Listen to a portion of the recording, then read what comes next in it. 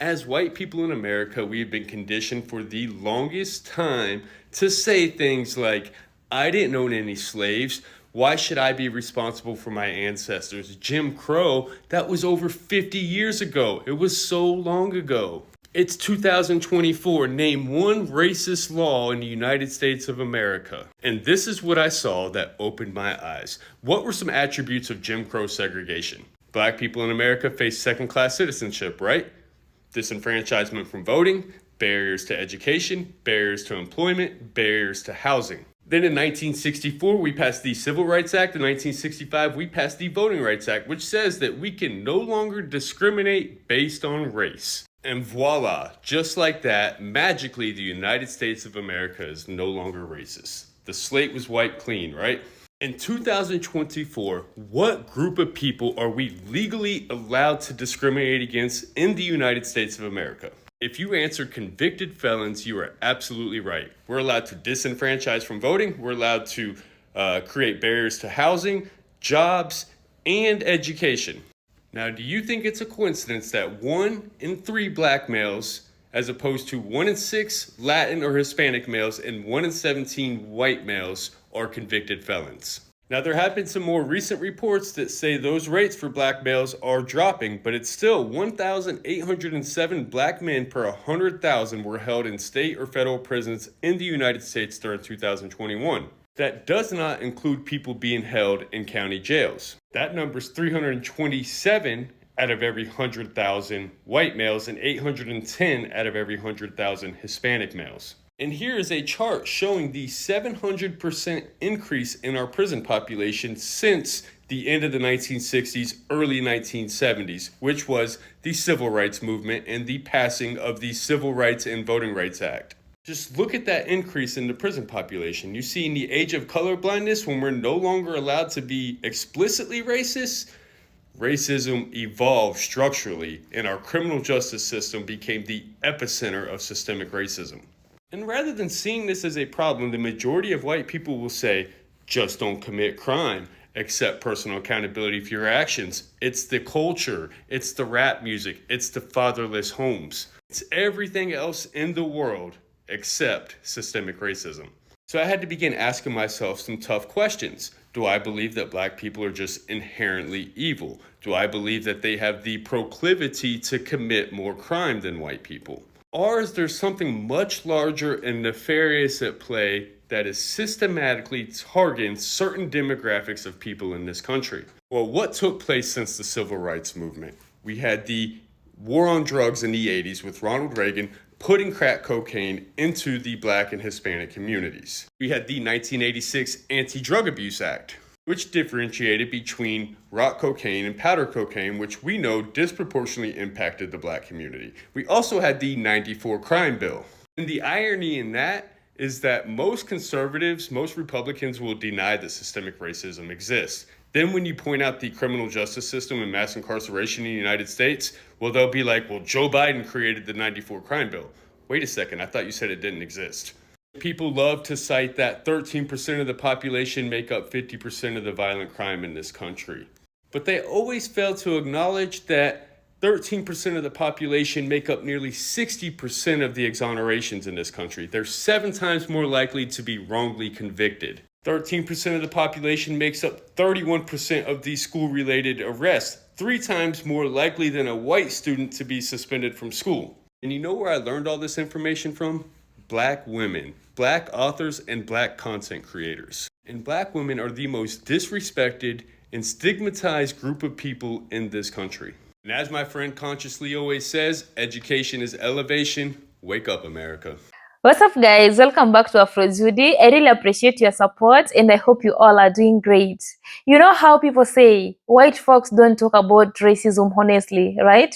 Well, this man just blew that stereotype out of water. He's not just calling out racism. He's admitting that he was part of it and he is doing it with zero excuses. I know this is not your average allyship post because it's real, raw, and uncomfortable truth. And if you've ever heard someone saying that, I didn't own slaves, so why should I care? Then you really need to hear what this man is saying, because he is saying it the way it's supposed to be said, and he's calling out racism is in his community, which will make some people uncomfortable. So guys, without further ado, let's dive in, and credit belongs to the original creator of the clips. I'm your presenter, Judy. I'll share my personal story to show you how insidious racism is in America. I joined a white supremacist organization in prison, and I still did not think that I was racist. The cognitive dissonance is real. In my mind, I did not think that by me joining a white supremacist organization that I would be racist.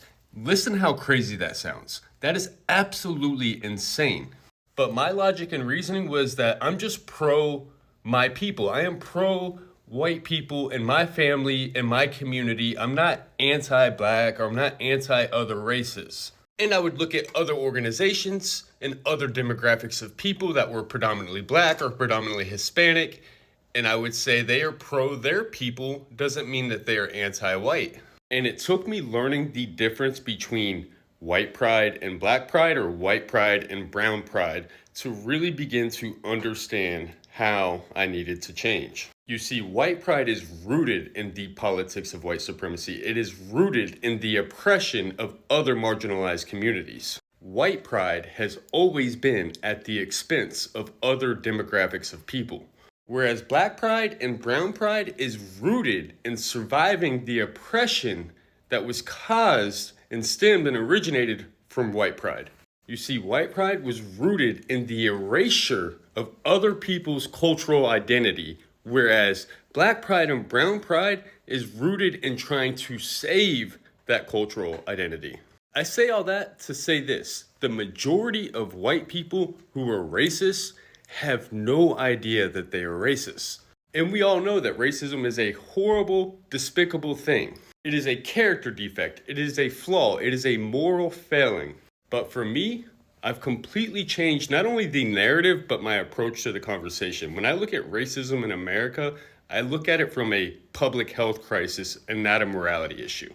I see it as an illness, an insidious disease that has spread rampantly through the hearts of the citizens of this country, particularly white America. And as long as we continue to tell white people that they are bad people who need to become good, they'll never change.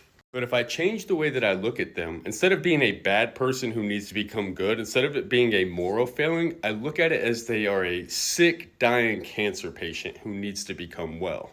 And believe me, I understand. I don't expect people who have been on the receiving end of this hate and this bigotry for as long as they have to have the same compassion, empathy, and patience, and be willing to extend the same amount of grace. Because the truth is, with as much information that we have at our fingertips, there is no excuse for it anymore. With that being said, though, I choose to separate the person from the belief.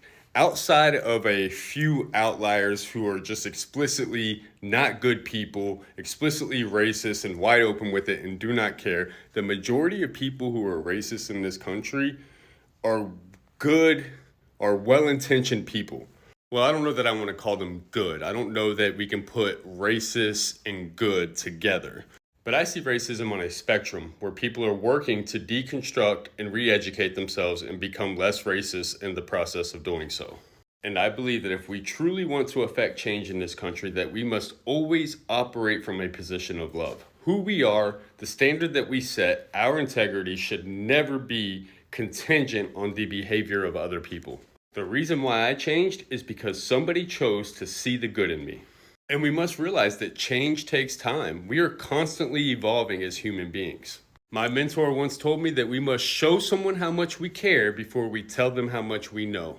And if we truly want to improve race relations in this country, we must first learn how to have relationships with people from other races. And for us white people, we must just humble ourselves, quit being so dismissive, quit being so fragile, quit digging our heels in, and just become willing to listen and learn. It's that simple. I mean, what do we have to lose at this point? After 400 years and we're still here? Let's become willing to try something different. What made me change? Let's talk about it. In 2014, I was sentenced to 7 years in the Florida Department of Corrections. I wish I could tell you that this was the first and only time that I went to prison, but it was not. I had been to prison once already.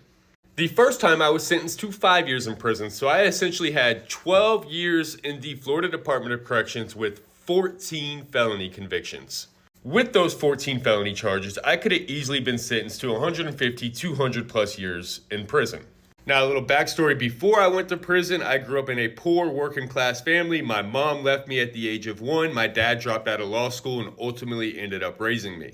Now, my dad ended up being a sales rep for Kraft Foods for 20 plus years, working for corporate America. I was fortunate enough or privileged enough to go to college. I earned my AA degree before signing to play professional baseball for the Atlanta Braves. And unfortunately for me, I made some bad choices that ultimately landed me in prison. Now, while in prison the second time, I met a man by the name of Rashawn Clark. Rashawn Clark was a young black male who was sentenced to 20 years in the Florida Department of Corrections at the age of 16. Now, Rashawn had zero education. He was state raised. He had been in prison since the age of 16. But he was one of the smartest, most intelligent people I've ever met. But at the time, because of my arrogance, I did not understand or recognize it. And I used to get the Wall Street Journal sent into me, and he would want to read it. And as a result, it sparked conversation. We would talk about financial literacy. We would talk about the stock market. We would talk politics. We would talk over a number of things. But every time we talked, I always felt like I was teaching him or I was educating him. And he would tell me, "You underestimate me." Well, in prison, every night there is a call out that is put up on the wall for inmates to check. They need to see if their name is on the list to report to a certain location the following day. Well, on this particular night, Rashawn's name was on the list to go to ICT. For those of you who don't know what ICT is, it is where you go for job assignment in prison. In prison, everybody works, and if you refuse to work, there are consequences. Next morning comes, Rashawn goes to ICT, he comes back and he has this solemn look on his face. I ask him what's wrong. He says, "I'm going to confinement." I said, "For what?" So I said, "What's wrong with that? You get to go out the gate, you're able to work, you get away from the prison, and you'll probably get to be able to see free world people and get access to some food." He said, "I don't care about any of that. It goes against everything that I stand on." So I said, "Okay, enlighten me, explain." He said it is slave labor. Prison, mass incarceration is modern day slavery. I said, "Well, we have nobody but ourselves to blame for being here. These are the consequences to the choices that we made, and now we have to deal with them." He said, "Yes, that's what we've been propagated to believe, so we won't uprise and overtake the system." He said, "The 13th Amendment states the abolishment of slavery except when punishment for a crime." He said crime became the loophole to legalize slavery. He also went on to tell me about the fact that there are two systems. He told me to take a look around. Why do you think these prisons are filled with young black and Hispanic males? Then he said, "Well, let's just take a look at me and you." He said, "You've been to prison twice and home twice before I got out once." He said, "You got 14 felony charges. I've got one." He said, "I was a juvenile who was misguided and uneducated. You were a full-grown adult with a college education." He said, "You know what the difference is? Society perceives you as the all-American boy who has lost his way, who suffers from mental health and substance abuse disorder." He said, "But for me, they look at me as a thug, a savage, and a predator." He said, "In the eyes of our systems, our institutions, our law, and our society, your life is redeemable, mine is not." Then he challenged me to read a book by Michelle Alexander called The New Jim Crow: Mass Incarceration in the Age of Colorblindness. And my friendship with Rashawn Clark and that book forever altered the course of my life. So, guys, welcome back. I hope you've heard whatever that white man said. He came out clearly and admitted that he was racist, joined white supremacy group, and after listening to the story of that black folk in prison, he changed from being racist to calling out racism in his own community. He even brings up Jim Crow, and that is very important because a lot of people, especially the white people, they always say that that was long time ago, that slavery ended, that people need to move on. But you know what? Jim Crow wasn't ancient history. That was just a couple generations ago. because some of the grandparents and the parents of the black folks in the United States, they lived through it and the effects didn't disappear. They just changed form. And today, it's redlining, policing, the prison system, same rules, different masks. And when that black folk in the prison told him that he only have one felony charge and the white folk had multiple felony charges, and yet he was out of prison for the first time, even before that black folk was out of prison. What does that really tell you? That black folks are nearly 6 times more likely to be incarcerated than the white folks in the United States. And again, when you hear someone saying that, I don't own slavery, why should I even care about it? Let me give you an example, guys. Now we have two students. One student has private tutors, good school, cool neighborhood, good home, full of food. And the other student, broken school, loud neighborhood, poor housing, and this very student must go out to work after school for him to get the school fee, for him to feed his family, and even to get money to cater for himself. Then these two students, they sit for exams and they must expect one of them to pass, and that student who passes exams must be rewarded. Then the teacher comes out and claims that, you know what, the game was fair. That is how system is in America. That's how broken American system is. And another example, perhaps you have a grandpa and this grandpa robs the bank. You are his grandchild or her grandchild, and you uses that money he robbed the bank to build your very own house. Guys, honestly, that is no guilt. That is just accountability, because you have to be accountable for that. And this is exactly what this man was doing. He was so accountable for being racist, and that is exactly why he's calling out racism in his own community. I know some people might feel uncomfortable when we are discussing anything to do with racism, but the black Americans are still experiencing it up to date. And it's even getting worse. The systemic racism is getting worse. They're experiencing it in schools, churches, workplaces, shops, everywhere, name them. The privileges that the white folks are enjoying in the United States, the black folks are just yearning to start enjoying them, but they are not yet there. So, if you see some of the black folks or the white folks calling out racism in their own community, don't feel offended, because this is how the system works actually. This man said that prison really taught him what racism looked like. For example, you see so many black and brown men fill the cell. It's not because they are more criminal, but it's because they were policed, they were charged, and even sentenced more aggressively than the white men. This man came out clearly. He, in fact, admitted that he was a racist. And he's not the first person I'm seeing doing this. There are several white folks coming out right now, waking up and calling out the racism that exists in their own community. And they're even admitting that the white folks enjoy privileges in the United States more than the black folks. There is also another white woman who came out and started calling out racism in her own community and how white supremacy exists in America.